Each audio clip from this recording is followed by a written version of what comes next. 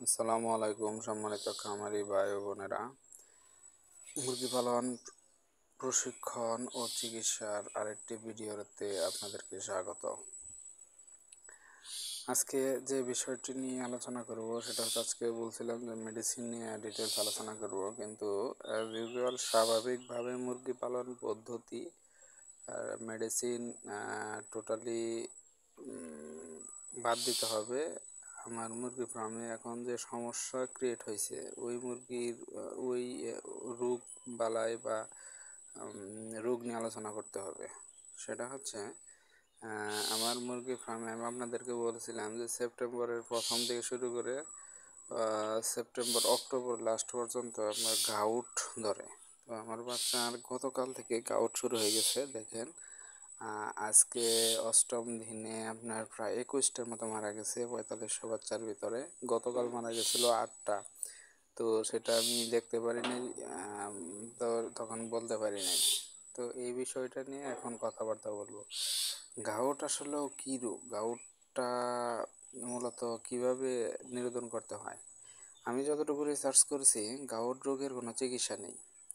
অনেকে বলে যে এটা খাওয়ান সেটা খাওয়ান, এই মানে, কিন্তু আসলেও তেমন একটা ফায়দা হয় না।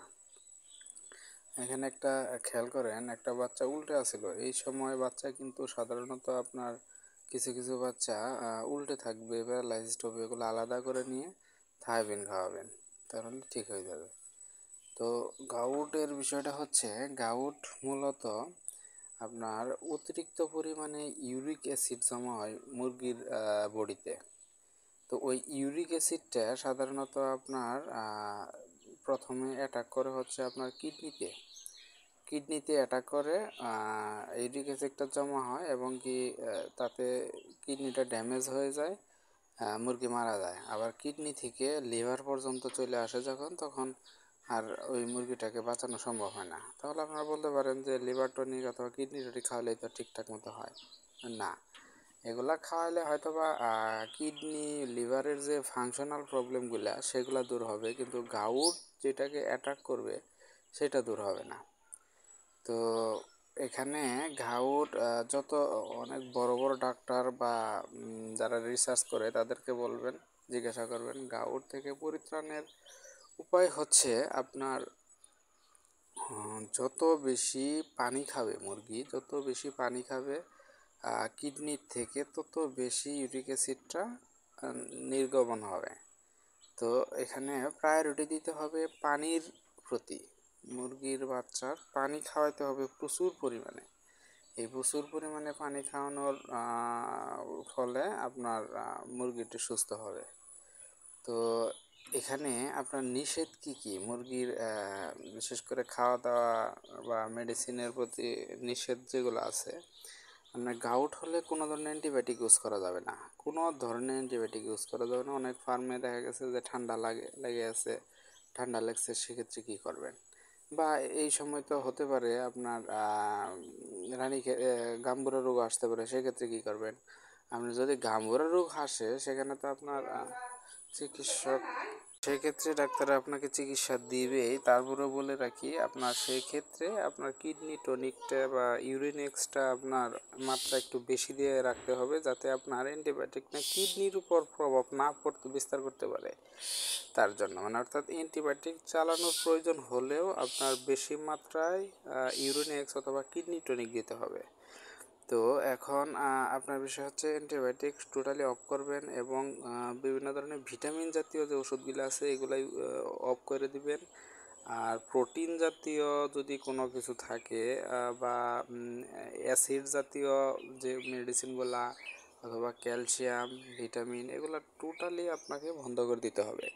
এগুলো বন্ধ করে দিয়ে আপনার যতটুকু পারেন সাদা পানি চালাতে হবে। তো সাদা পানি চালালে আপনার রোগটা বেশি বিস্তার করতে পারবে না। সেই ক্ষেত্রে কিছু মেডিসিন আছে যেগুলো আপনার বললেন যে কিডনি টনিক বা ইউরিনেক্স অথবা এলুরাল পাওয়া যায়, বেশ কিছু বাজারে ওষুধ পাওয়া যায়। এই ওষুধগুলো আপনারা সান্ত্বনামূলক হিসাবে ব্যবহার করতে পারেন, তবে তার মধ্যেও সবচেয়ে বেশি ব্যবহার করবেন সাদা পানি। যতটুকু পারেন পানি খাওয়ার প্রবণতা বাড়াবেন, কোনো ধরনের ভিটামিন দেবেন না।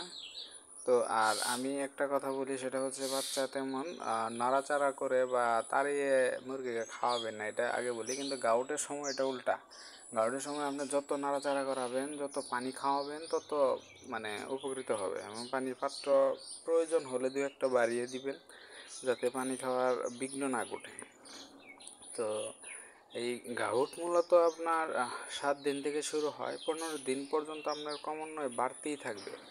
আজকে ধরেন, আজকে আমার 21টা, হয়তো বা কালকে হতে পারে 30টা, তারপর দিন হতে পারে 50টা, তারপরে হতে পারে এভাবে 15 দিন পর্যন্ত বাড়বে।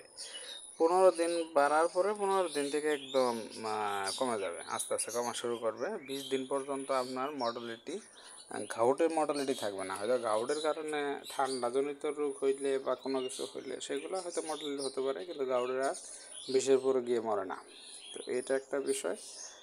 এই বিষয়গুলো, গাউটের বিষয়টা আপনি খেয়াল করবেন। এখন গাউটের চিকিৎসা আমি করতেছি, আমি যে চিকিৎসাটা করতেছি সেটা হচ্ছে রাত্রে আমি এলোরাল দিচ্ছি।